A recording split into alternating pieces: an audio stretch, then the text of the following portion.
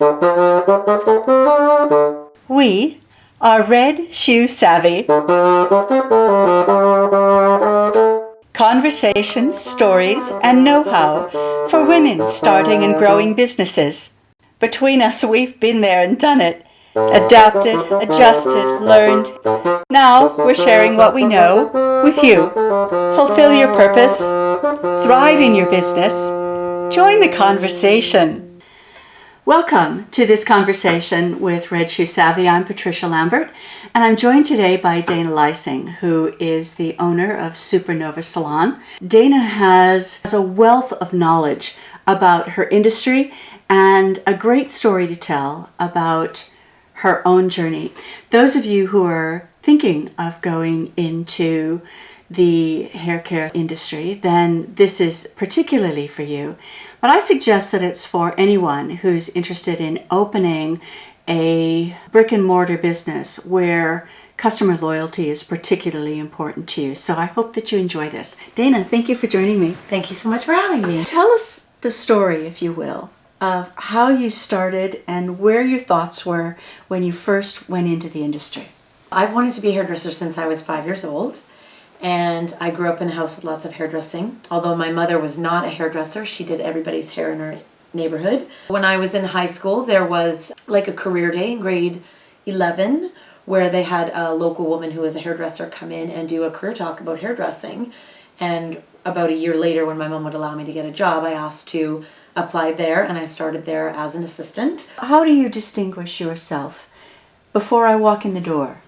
At the salon that I run, there's 4 core values that everybody needs to be committed to. I don't expect everybody in the salon to work the hours that I work or to work as much as I work, but I expect everybody to be committed to the same core values. I expect everybody to come to work with the same intention as me. Whether you work 3 days a week or 7 days a week, the intention has to be the same.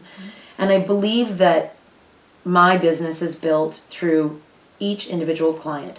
We don't build our business through a good sale or a good season or hiring a good person. We build our business through one great shampoo that's followed by a great haircut, that's followed by a great blow dry, that's followed by a client who can do their hair at home, and a client who is happy, who then hopefully refers another person to my business. And my business has been built one client at a time, and that's how I've always built my business. Because of that, we have a good reputation. Mm-hmm. And because of that, people speak highly of us. And because of that, people write good things on the internet about us. And because of that, and the trickle down happens. Yeah. I think that most people are not spending any money before they do a little research. Mm-hmm. And that research, 99% of it comes from the internet. Mm-hmm. So us having a good reputation, I think, really differentiates us from other salons. Yes, my salon looks very different, and it's also run very differently. One of our core values is teamwork.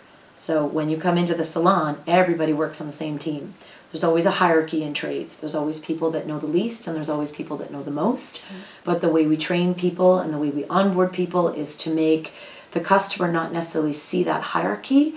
What they see is different places of knowledge, but everybody is still working for the greater good of the client experience. Mm-hmm. So, and I think that people tell me that that's noted. Yeah. And that comes from hands-on leadership. That doesn't come from me sitting at home working on a computer hoping people do their jobs. That comes from me being at the shop every day. So let's talk about your leadership style then. Okay.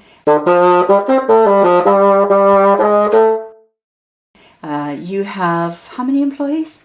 There's 14 of us now. Okay, so you have 14 employees, and both men and women? Yeah. Different ages? Yes.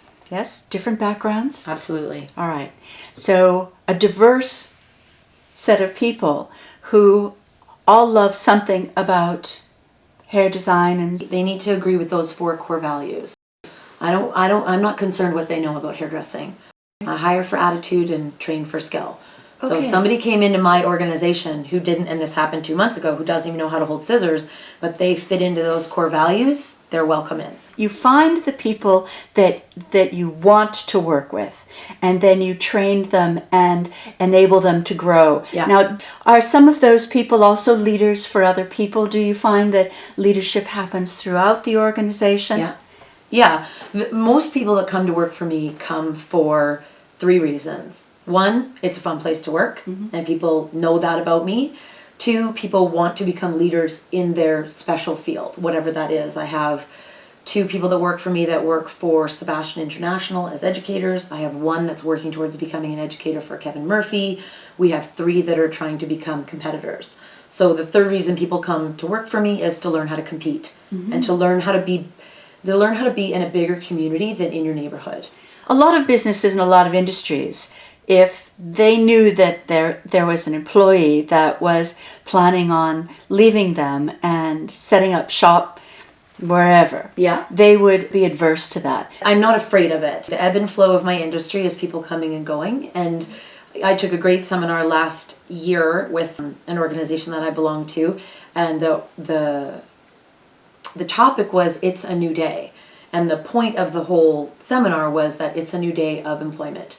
And it is not, we are not going to have millennials, as they're called, work in the same job for 20 years. It's not going to happen. The span of these kids working is 7 to 8 years. So at that point, if people choose to do, I've had people go to work on a cruise ship, or they've had babies and stayed home, or they want to work in a chair rental salon, or they want to work in a smaller salon, or they want to work in a bigger salon, or they want to work in a different city, it's going to happen. So I run the business the way the business needs to be run. If it works for somebody for 3 years or 5 years or 10 years, that's okay. That's life. So the bottom line is that it's the right people in the space at the right time. At the right time. And when it's not the right time any longer, then they are sent away with your respect and appreciation. Totally. That whole thing. Yeah. So that it's not your business is designed on a concept of learning, open, and growth, rather than a concept of closure and fear. I've grown up in this industry. I've been in this industry since 1987, so that's how I grew up. Was that way? When you left, your key was taken away, and you were kind of escorted to the door, and nobody ever talked to you again. Yeah. And I think that happens a lot in this industry. It really, really does. It happens a lot. And I try to be above that. If people are disrespectful to me, I'm not going to, kiss them on the way out. Yeah. But in my business, every month I have an opportunity to sit down with each person that works for me for 30 minutes, and we do one-on-ones. We set goals. We talk about challenges. We create goals. We talk about problems, we talk about successful moments, and it's that monthly contact that you can feel the exit coming. Mm-hmm. Most people that are planning their exit, they make it very known because they've never done it before. So they don't know how transparent they are. So it's not my first rodeo, and you can usually see it coming. The behavior that goes along with somebody who's unhappy at work, and that's somebody that starts to plan their exit in hairdressing because it's clientele based. Mm-hmm. The first thing they do is they start to try to gather information so they can contact people once they go. And there's only 3 ways they can do that. So it becomes very obvious when they're doing it. Okay. And that's okay too. Have you measured the difference that it makes that you run your salon that way versus a competitor who may have a different way of working that may be less collegial, less leadership oriented, more boss oriented? I don't know how you would measure that. I'm easy to talk to, so lots of people tell me lots of stuff.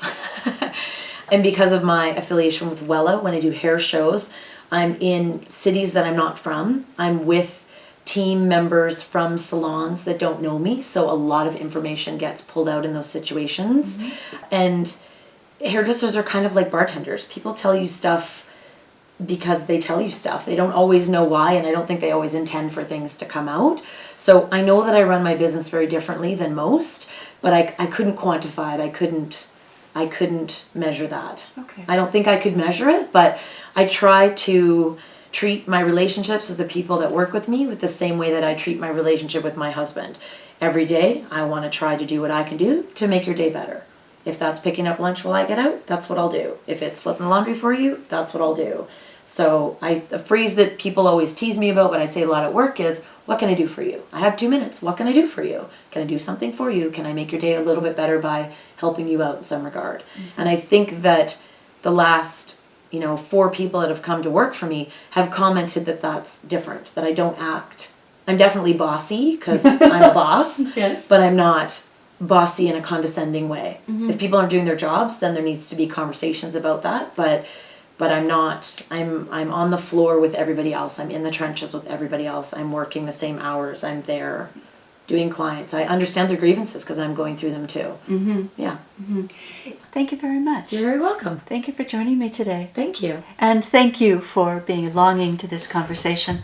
I'm Patricia Lambert. We look forward to seeing you again. Bye-bye.